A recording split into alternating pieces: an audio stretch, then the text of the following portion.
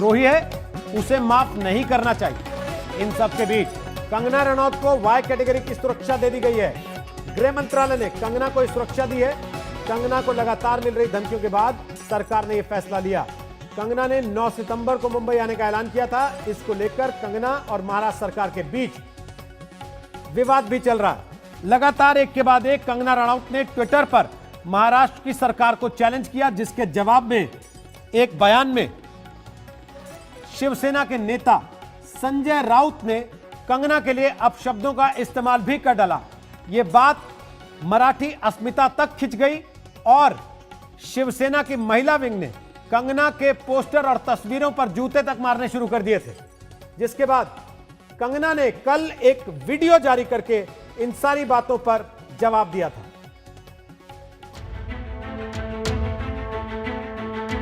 जी, आपने उन सब महिलाओं का शोषण करने वालों को सशक्तिकरण किया है। इस देश की बेटियां आपको माफ नहीं करेंगी। अगर वो लड़की माफी मांगेगी महाराष्ट्र की तो मैं सोचूंगा। वो लड़की अगर मुंबई मिनी पाकिस्तान बोलती है, क्या वो उसकी हिम्मत है? संजय जी, मैं आपकी निंदा करती हूँ, आप महाराष्ट्र नहीं हैं। आप ये नहीं कह सकते कि मैंने महाराष्ट्र की निंदा की।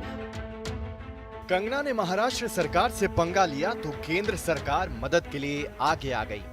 दरअसल कंगना महाराष्ट्र सरकार पर हमलावर हैं और राज्य सरकार से लगातार पंगा ले रही हैं। तो आए दिन कंगना को देख लेने की धमकी भी कुछ नेताओं की तरफ से आ रही है। अगर वो लड़की माफी मांगेगी महाराष्ट्र की तो मैं सोचूंगा।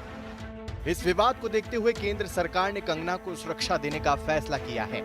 गृह मंत्रालय ने कंगना रनौत को वाई कैटेगरी की सुरक्षा दी है। कंगना की सुरक्षा के लिए 11 सुरक्षाकर्मी होंगे। वाई कैटेगरी में 2 निजी सुरक्षाकर्मी भी शामिल होंगे। कंगना पर खतरे को देखते हुए ये कैटेगरी तय की गई है। इससे पहले हिमाचल सरकार भी कंगना को सुरक्षा देने का भरोसा दे चुकी है। कंगना के पिता और बहन की शिकायत पर सीएम ने खुद हिमाचल की बेटी को सुरक्षा मुहैया करवाने की बात कही। कल उनकी बहन का फोन आया था, मुझसे बात हुई है और उनके पिताजी ने पुलिस को लिख करके दिया है सुरक्षा के लिए। तो सुरक्षा के लिए मैंने डीजीपी को कह दिया है, स्टेट के अंदर भी। और अभी फिलहाल वो जहां मुंबई जाने का कार्यक्रम उनका 9 तारीख का है, तो उस वक्त भी हिमाचल। सुशांत केस में बेधड़क बोलने वाली कंगना पिछले कई दिनों से महाराष्ट्र के नेताओं के निशाने पर है। दरअसल ये पंगा तब शुरू हुआ जब कंगना ने ट्वीट किया, मैं देख रही हूँ कि कई लोग मुझे धमकी दे रहे हैं कि मैं मुंबई ना आऊं। अब मैंने फैसला किया है कि मैं मुंबई जल्द आऊंगी। मैं 9 सितंबर को मुंबई आऊंगी। मैं किस समय मुंबई आऊंगी वो टाइम भी सभी को बता दूंगी। किसी के बाप में हिम्मत है तो रोक ले। इसी के बाद विवाद बढ़ता गया। महाराष्ट्र में शिवसेना नेता और मंत्री अनिल परब ने भी कंगना रनौत को धमकी दे डाली। परब ने कहा कि शिवसेना बताएगी कंगना का कैसा स्वागत होगा। सुशांत को लेकर शुरू हुआ नेपोटिज्म का विवाद अब क्षेत्रवाद तक आ पहुंचा है और धीरे धीरे ये विवाद महाराष्ट्र सरकार वर्सेस केंद्र सरकार की तरफ बढ़ता नजर आ रहा है। मुंबई से मुस्तफा शेख और शिमला से विकास शर्मा के साथ मुनीश पांडे, मुंबई आज तक। तो मौसमी सिंह हमारे साथ लाइव मौजूद हैं इस वक्त मुंबई से। हमारे साथ आशुतोष मिश्रा लाइव मौजूद हैं मुंबई से। हमारे साथ मुनीश पांडे इस वक्त लाइव मौजूद हैं मुंबई से, जहां कंगना रनौत ने एक तरीके से चुनौती दे दी है महाराष्ट्र की सरकार को कि 9 सितंबर को मैं मुंबई पहुंचूंगी, जो करना हो शिवसेना को कर ले। और उसके पहले गृह मंत्रालय, मुनीश पांडे, उनके लिए वाई कैटेगरी की सुरक्षा का ऐलान कर देता है।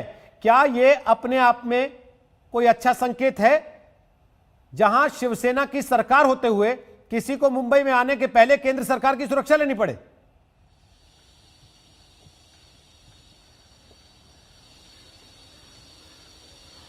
राजनीतिक जो संकेत हैं वो तो ज़रूर मिल रहे हैं कि अब जो जुबानी जंग कंगना रनौत और महाराष्ट्र सरकार के बीच में थी वो बढ़कर अब महाराष्ट्र सरकार से केंद्र सरकार तक भी पहुंच जाएगी।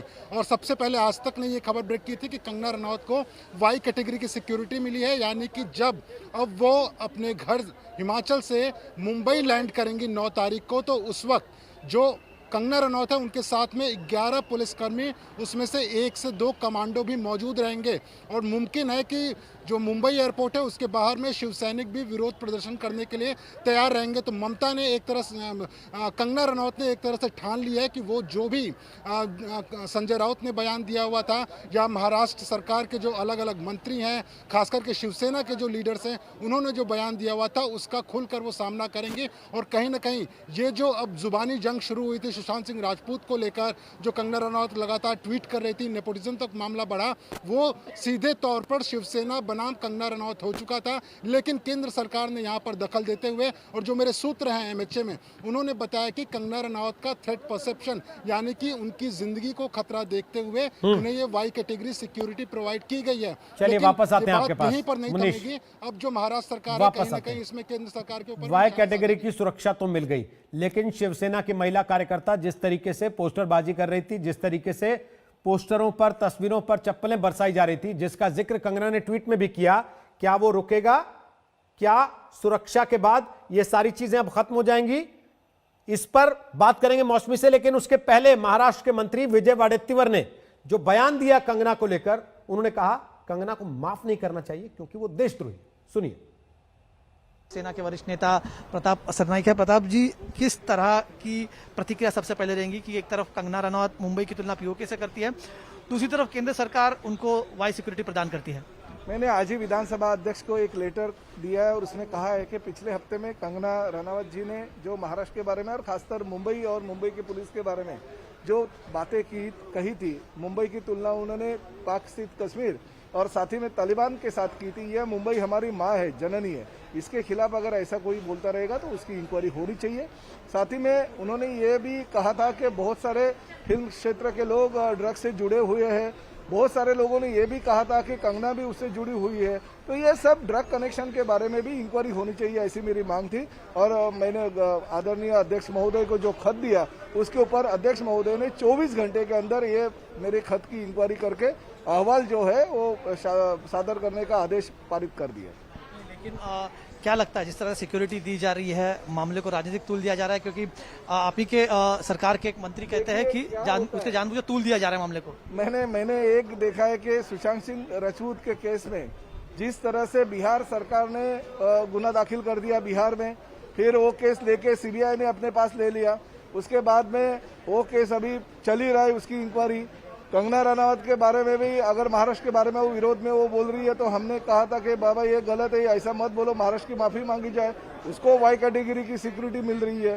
कल दाऊद इब्राहिम के बारे में अगर कुछ हम गलत बोलते हैं कि उसको यहाँ आने नहीं देंगे या वो महाराष्ट्र और मुंबई के खिलाफ कर रहा है, तो शायद दाऊद इब्राहिम को भी एक केंद्र सरकार जेड कैटेगरी की सिक्योरिटी देगी, ऐसा मुझे लग रहा है। और आपको बता दें, ये थे महाराष्ट्र के मंत्री प्रताप सरनाईक और महाराष्ट्र के एक और मंत्री विजय वडेट्टीवार ने जो बात की आज तक से। उन्होंने कहा कि पहले अबेटमेंट टू सुसाइड इसका नाम दिया गया, फिर हत्या, और अब ड्रग्स की बात है। आप देखिएगा ये मामला बिहार चुनाव तक चलेगा। लेकिन कंगना रनौत वो तो बिहार का चुनाव नहीं लड़ने वाली है मौसमी। कंगना और महाराष्ट्र सरकार की लड़ाई, उसकी तो वजह कुछ और दिखाई देती है।